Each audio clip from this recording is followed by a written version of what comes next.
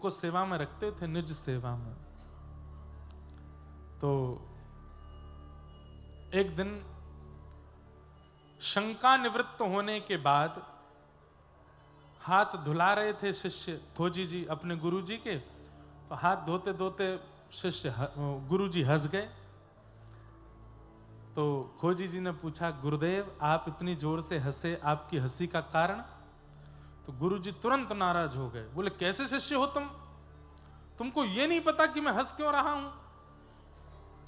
तो शिष्य बोले, गुरुजी क्षमा करें, मैं पहचान नहीं पाया। बोले कि तुम मेरी सेवा से अभी निकल जाओ, इतने दिन सेवा में रहते रहते हो गए, तुमको यही नहीं पता कि मैं हंस क्यों रहा हूं?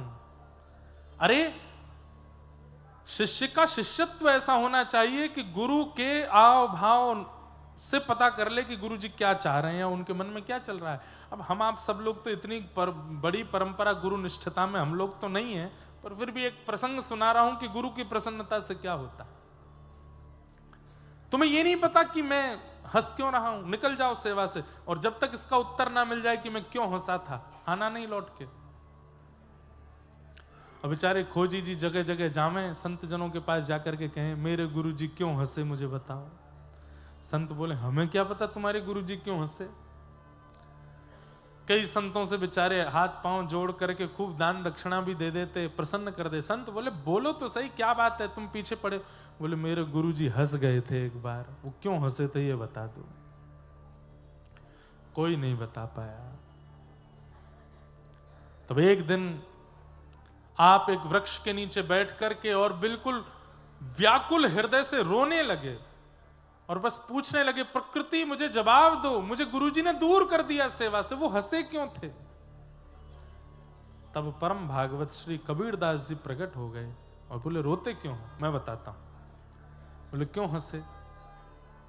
बोले, तुम्हारे गुरुजी इसलिए हंसे कि जब लघु शंका के बाद वो हाथ धो रहे थे, उसी समय पीपल के वृक्ष का एक बीज वहां गिरा हुआ था और हाथ धोने पर वो जल जो था वो पीपल के उस बीज को बहा के ले गया।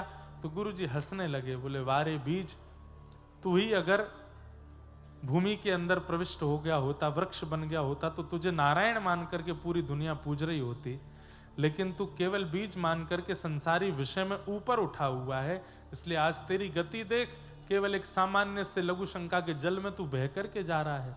संसार के लोगों पर हंसते हुए तुम्हारे गुरुदेव कह रहे थे कि जो अनेक बीजों को जन्म और अनेक लोगों को छाया प्रदान करने वाला वृक्ष बन जाता है, वो नारायण के समान पूजने लगता है, लेकिन जो वृक्ष से विहीन होकर के केवल बीज बन के पृथ्वी पर गिर जाता है, वो एक दिन किसी इसी प्रकार के मलमूत्र के जल में बह जाता है। संसार